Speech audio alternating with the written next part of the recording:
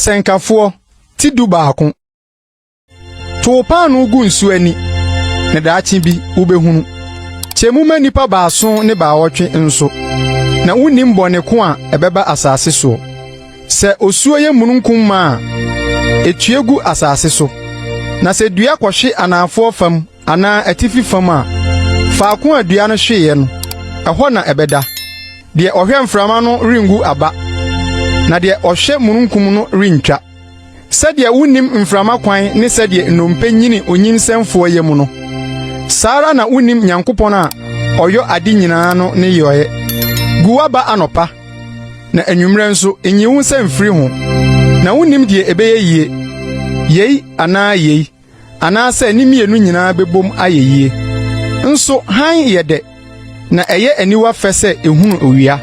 Na sɛ onipa di mfie pii a ɔma n'ani nyini nyinaa mu. Na onkai esum na no sɛ ɛbɛdɔɔso.